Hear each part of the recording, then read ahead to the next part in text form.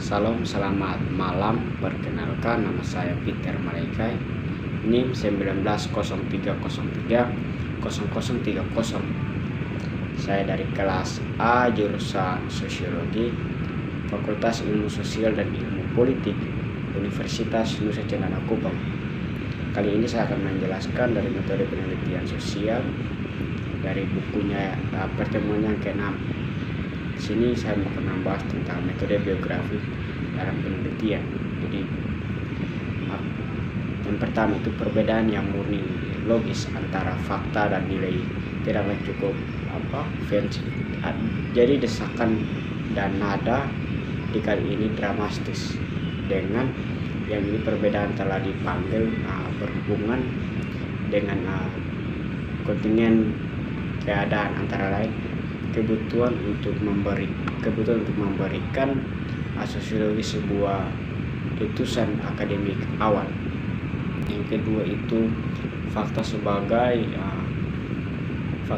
seperti memiliki makna. Jadi fakta itu memiliki makna, mereka memperoleh makna, dan pentingnya sejauh mereka menguji sebuah hipotesis hukum, sebuah spesifik bekerja hipotesis. Jadi atau sejauh mereka menampilkan diri sebagai bahan dari sebuah teori, dan begitu juga dimasukkan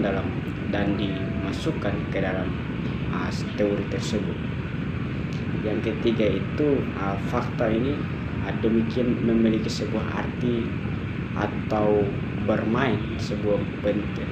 Dia sangat penting bagaimana dalam begitu resmi penelitian ilmu sepanjang masa. Jadi mereka yang dimasukkan ke dalam kaitannya untuk suatu masalah jelas, kita tahu dalam hal dasar. Jadi setidaknya dalam formulasi paling kasarnya tidak ada keraguan bahwa model positifis sudah melampaui.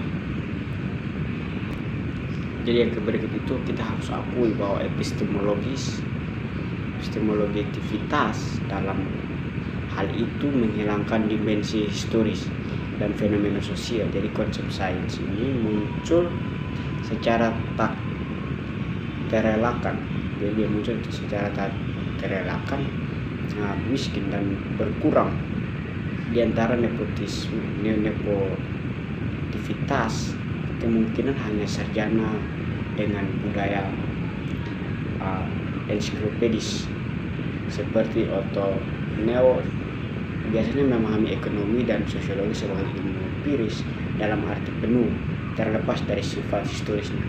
Jadi pada kenyataannya tampak jelas bahwa sebuah ilmu adalah apa yang telah, dan demikian tidak mungkin sepenuhnya memahami ilmu tanpa menggenggam apa yang kemudian terjadi dari perkembangan dan transformasi singkat sejarahnya. Namun ada aspek lebih penting untuk dipertimbangkan. Itu terletak di luar cara kerja internal dan disiplin ilmu tertentu. Jadi berbicara soal itu, sejarah juga diperlukan untuk ilmu pengetahuan untuk menjamin kesadaran akan masalah. Jadi telah diamati dengan benar bahwa sejarah suatu spesies bidang ilmu pengetahuan terdiri dari berbagai jalur pengembangan yang berpotongan dan memisahkan, dan mana yang harus diletakkan telanjang sebagai garis kontinu dari interkoneksi timbal balik. Jadi itu tugas sejarawan, dan tugas filsuf sains adalah mirip dengan memberikan ringkasan tertulis dari diskusi animasi selama beberapa orang telah membicarakan waktu yang sama dengan cara yang kacau. Namun di mana pikiran yang muncul ini dibuat sangat baik. Yang berikut itu autis dalam arti sebenarnya daripada solipsistik. Jadi itu juga berarti menyadari bahwa seorang tidak dapat lepas dari sejarah dan bahwa keabadian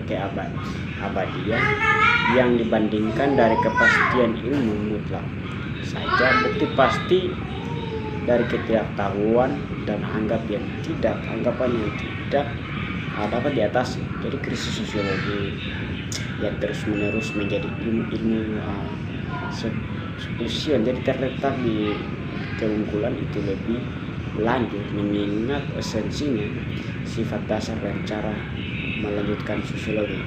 Jadi katanya adalah ilmu masyarakat, tapi ada filsuf untuk menerima objek sebagai propodomatis. Jadi kalau satu buku tetap setion, jadi itu diterima sebagai objek yang bergerak, yang mana menyangkal dirinya sebagai objek pada satu.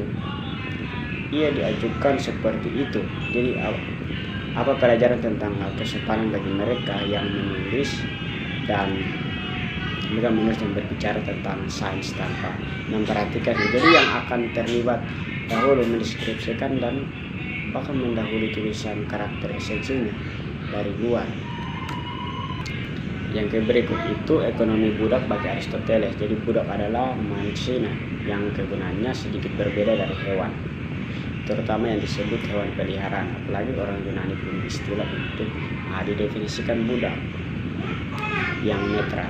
Jadi antropodon kaki manusia. Poin penting untuk diingat di sini karena itu berpulang pada dalam demikian pemikiran sosial di abad-abad kemudian yang muncul kembali aliran sosiologi adalah Aristoteles mendefinisikan negara dan masyarakat itu adalah secara formal dan dikodifikasi atau lembaga adat dan sosial. Dengan kata lain, ia mendefinisikan konstruksi normatif mengingat sebagai salam pergerakan tak terduga yang belum beku ke dalam bentuk mapan sosial atau kehidupan sehari-hari basis sosial.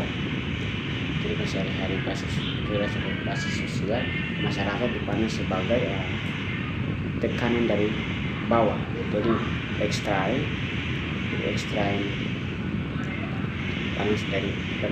pandangan dari bawah. Jadi ekstrain konstitusional dan belum diingatkan ke dalam bentuk yang stabil. Jadi masyarakat yang cair dalam perbuatannya, polaritas nyata ditetapkan dan dengan demikian berjalan antara kelembagaan dan sosial. Karena tidak memahami poin ini, observasi sosiologi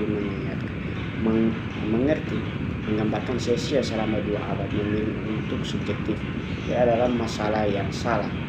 Masalah ini terletak pada perlawanan pada saat dramatis, menyediakan atau romantis. Jadi merangsang sesuai dengan orientasi dan preferensi berbagai kewenangan antara individu dan masyarakat. Jadi ini adalah sebuah masalah yang salah atau bahkan kosong dan serampang karena ini tidak terpecahkan dan dengan demikian tidak dapat diajukan karena tidak ada individu dan masyarakat maupun masyarakat tanpa individu. Yang berikut itu biografi kelompok utama. Jadi ide ini tidak terlalu dibuat-buat daripada yang terlihat. Misalnya saja memberikan jawaban untuk 2 masalah yang mereka tunjukkan di atas. Jadi setiap teori menjadi landasan sosial atau sosiologis. Metode ini dimulai daripada atom sosial atau individu interaksi dan moneter tadi. Jadi jatuh ke dalam nominalisasinya. Jadi menjadi atomis logika dan psikologi sosial. Jadi mayoritas teori sosial ini tidak berhenti pada saat ini. Jadi mungkin itu adalah sedikit penjelasan dari saya mengenai metode teori sosial di atas itu. Sekian dan terima kasih. Salam.